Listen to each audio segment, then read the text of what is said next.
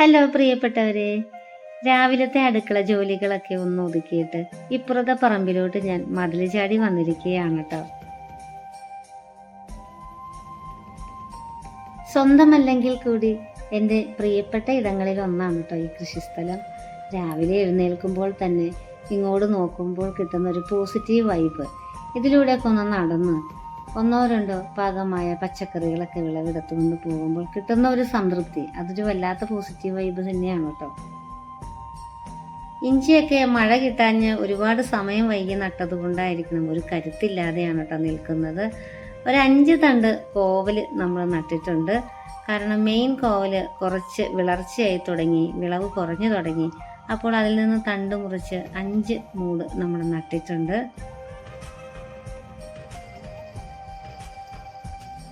ഈ പറമ്പിൽ പന്തൽ പടർത്താനായിട്ട് ഒരുപാട് സ്ഥലമുണ്ട്, വിശാലമായി കിടക്കുകയാണ് കേട്ടോ, കണ്ടോ.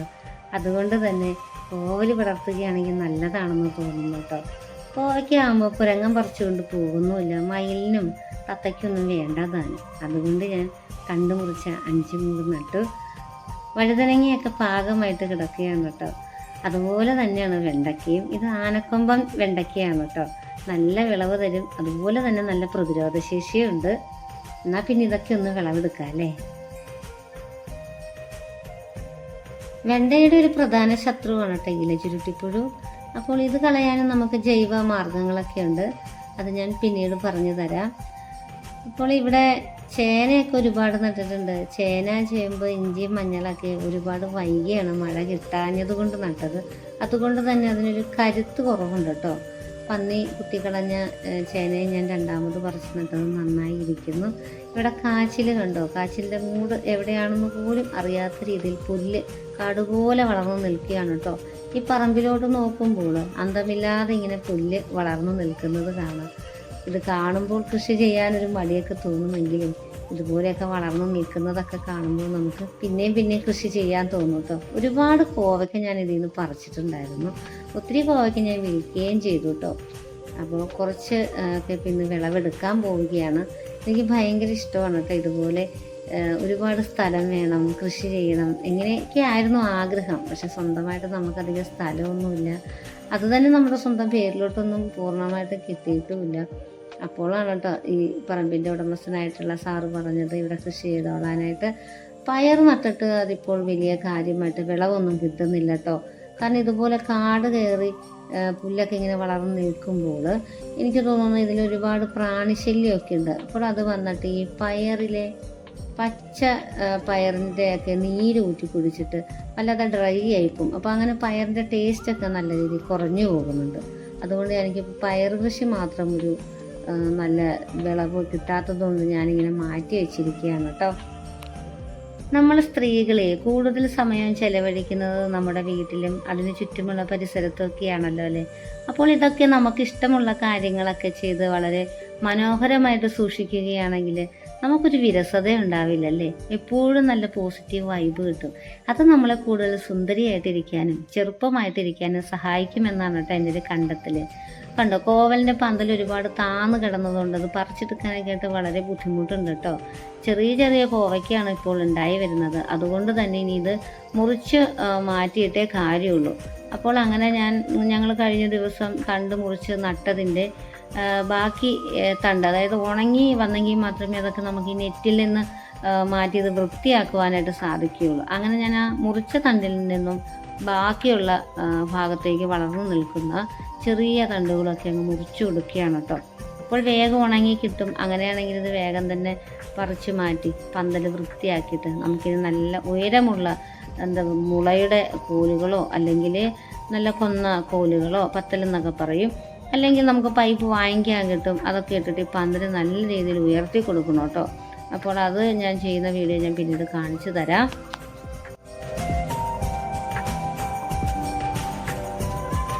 കോവലിൻ്റെ വിളവെടുപ്പ് കുറഞ്ഞു വരുന്ന സമയത്ത് നല്ല രീതിയിൽ കമ്പുകളൊക്കെ മുറിച്ച് മാറ്റി പ്രൂണിങ് ചെയ്ത് കൊടുത്താൽ വീണ്ടും ഒത്തിരി നാൾ കോവൽ നല്ല രീതിയിൽ വിളവ് തരും കേട്ടോ.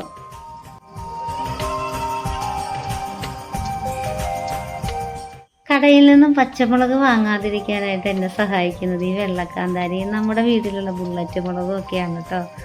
അപ്പോൾ ഈ വെള്ളക്കാന്താരിക്ക് നല്ല ലൈഫുണ്ട്.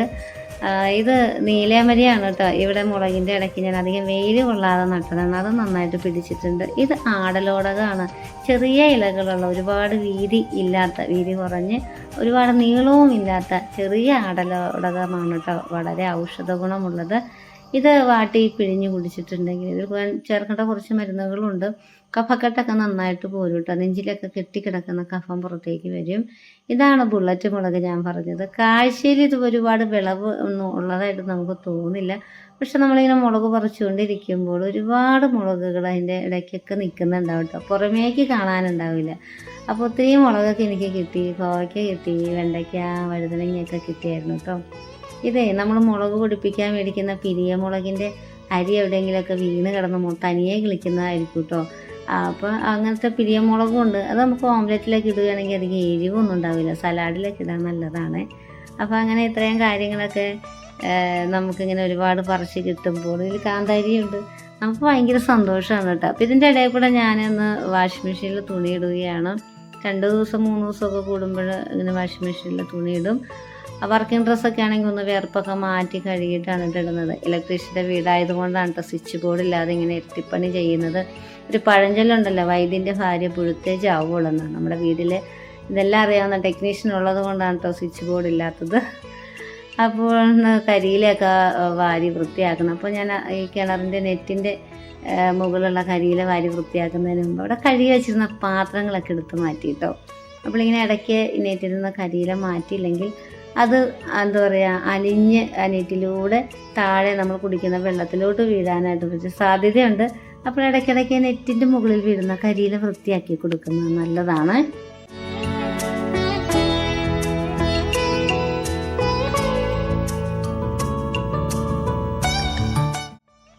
ഞാൻ മുറ്റത്തോട്ട് ഇറങ്ങിയാൽ നോക്കുന്നതൊക്കെ എനിക്ക് ജോലിയാണ് കേട്ടോ. എല്ലാം ഒതുക്കി പെറുക്കാനുണ്ടാവും, വണ്ടി തുടച്ചതും പട്ടിയെ കുളിപ്പിച്ചതുമായിട്ടുള്ള തുണികളൊക്കെ കഴുകി ഉണക്കാനുണ്ടാകും, തൂത്ത് വരാനുണ്ടാകും. ഒരു പ്ലാവ് ഭയങ്കരമായിട്ട് ഇല കൊഴിയുകയാണ് കേട്ടോ, ഒരു രക്ഷയുമില്ല അതിൻ്റെ ഇല. നമ്മളിപ്പോൾ അടിച്ചു വാരി വൃത്തിയാക്കിയതിന് ശേഷം ഒരു 10 മിനിറ്റ് കഴിഞ്ഞ് നോക്കിയാൽ ഇതുപോലെ തന്നെ കരിയിലകൾ വന്നു കൂടി കിടക്കും. ഞാനതുകൊണ്ട് എന്നും മിറ്റം ഇങ്ങനെ തൂത്ത് വൃത്തിയാക്കാറില്ല കേട്ടോ. പുറകുവശം 2 ദിവസം 3 ദിവസമൊക്കെ കൂടുമ്പോഴാണ് ഇതുപോലെ അടിച്ചു വാരി കളയാറ്.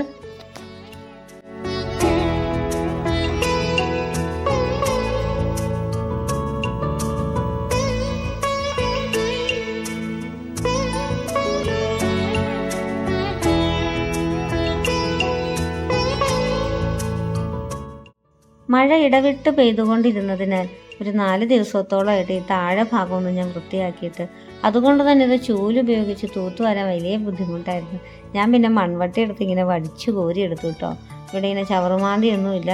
അപ്പോൾ ഇങ്ങനെ വടിച്ച് മാന്തി എടുക്കുമ്പോൾ ആ ചേമ്പിൻ്റെ ചുവട്ടിലോട്ടൊക്കെ കൂട്ടി വെക്കുകയാണെന്നുണ്ടെങ്കിൽ കരിയിൽ നല്ലൊരു ജൈവ വളമാണ് കേട്ടോ.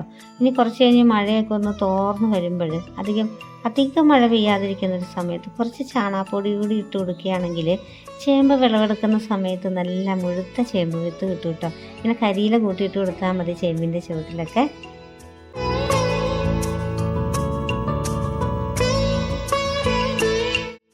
കരിയില കോരിക്കൊണ്ടുപോയ കൊട്ടയും എല്ലാം ഒരു ബേസിനാണ് പ്ലാസ്റ്റിക്കിൻ്റെ, അതും ചൂലും അതുപോലെ തന്നെ അടിച്ചുവാരിയൊക്കെ കഴുകി വൃത്തിയാക്കി വെക്കുകയാണ്.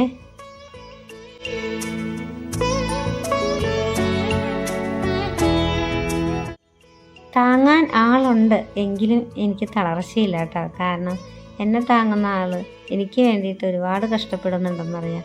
അപ്പോൾ പിന്നെ ഞാനിങ്ങനെ തളർന്നിരുന്നാൽ ഇതെല്ലാം പിന്നെ ആൾ തന്നെ ചെയ്യേണ്ടി വരും. അതുകൊണ്ട് ഞാനെല്ലാം നോക്കിയും കണ്ടും ചെയ്യാൻ എനിക്കിഷ്ടമാണ് കേട്ടോ. ഇത് കടയിലോട്ട് നാരങ്ങ പിഴിയുന്നതിൻ്റെ തൊണ്ട് എടുത്ത് വയ്ക്കുന്ന വേസ്റ്റ് ബിന്നാണ്. ഇത് ആഴ്ചയിലൊരിക്കലൊക്കെ വീട്ടിൽ കൊണ്ടുവന്ന് നല്ല രീതിയിൽ കഴുകി വൃത്തിയാക്കി ഉണക്കിയെടുത്തിട്ട് തിരികെ കടയിൽ കൊണ്ടുപോകും കേട്ടോ.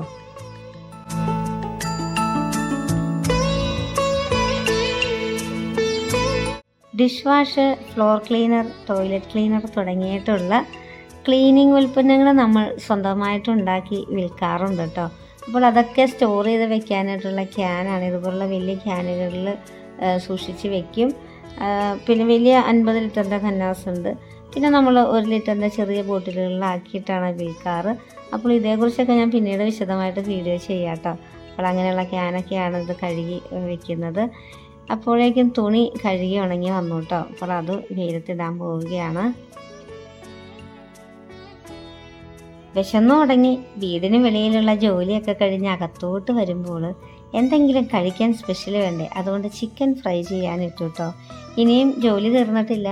ഇനി നമുക്ക് കല്ലിൽ അലക്കാനുള്ള തുണികളുണ്ട് കേട്ടോ. അപ്പോൾ ഞാൻ തുണി കഴുകുമ്പോൾ ഇങ്ങനെ നിന്നിട്ടാണ് കേട്ടോ തുണി കഴുകേണ്ടത്. പക്ഷെ വീഡിയോ എടുക്കുന്നതുകൊണ്ട് ഞാൻ സൈഡിൽ നിന്നിട്ട് കഴുകുകയാണ്. ഇന്നർ വെയേഴ്സ്, അതുപോലെ വില കൂടിയ നമ്മൾ പുറത്തു പോകുമ്പോഴൊക്കെ ഇടുന്ന ഡ്രസ്സുകൾ, ഇതൊക്കെ ഞാൻ ഹാൻഡ് വാഷാണ് കേട്ടോ ചെയ്യാറ്. അപ്പോൾ ഇതെല്ലാം കഴുകി വൃത്തിയാക്കും. ഇതെല്ലാം ഒന്നിടവിട്ട ദിവസങ്ങളിൽ ഹാൻഡ് വാഷിങ് ഞാൻ സമയം കണ്ടെത്താറുണ്ട് കേട്ടോ. അതിനുശേഷം ഞാൻ എനിക്കൊരു ഹെയർ കെയറും സ്കിൻ കെയറും ഒക്കെ കൊടുക്കുകയാണ്. അപ്പോൾ ഞാൻ വിശദമായിട്ട് പറഞ്ഞു തരാം എന്തൊക്കെയാണ് ഞാൻ എൻ്റെ ഹെയർ കെയറിന് ചെയ്തത്, സ്കിൻ കെയറിന് ചെയ്തതെന്ന്. ഞാൻ ഈ കാര്യങ്ങളൊക്കെ ശ്രദ്ധിക്കുന്നത് കൊണ്ടാണ് കേട്ടോ 44 വയസ്സ് കഴിഞ്ഞിട്ട് എൻ്റെ തലമുടി നരയ്ക്കാതിരിക്കുന്നത്, അതുപോലെ അത്രയും തന്നെ എനിക്ക് കാത്തു സൂക്ഷിക്കാൻ കഴിയുന്നത്, അതുപോലെ എനിക്ക് ഒരുപാട് പ്രായമൊന്നും കണ്ടാൽ തോന്നാത്തതും ഇതുപോലെ സ്കിൻ കെയറൊക്കെ ചെയ്ത് കൊടുക്കുന്നത് കൊണ്ടായിരിക്കണം. അപ്പോൾ ഞാനിതെല്ലാം ചെയ്തു കുളിച്ചിട്ടൊക്കെ വന്നു. പിന്നെ ഞാനും അമ്മച്ചിയും കൂടെ ഒരുമിച്ച് ഭക്ഷണമൊക്കെ കഴിച്ചു കേട്ടോ. അപ്പോൾ ഞാൻ സ്കിൻ കെയർ ഹെയർ കെയറിൻ്റെ വീഡിയോ പിന്നീട് ചെയ്യാം. അപ്പോൾ ഇന്നത്തെ ഈ വീഡിയോ ഇഷ്ടമായെങ്കിൽ ലൈക്ക് ചെയ്യുക, കമൻറ്റ് ചെയ്യുക. എൻ്റെ ചാനൽ സബ്സ്ക്രൈബ് ചെയ്യാതെയാണ് വീഡിയോ കാണുന്നതെങ്കിൽ ഒന്ന് സബ്സ്ക്രൈബ് ചെയ്തിട്ട് പോണേ. Thank you.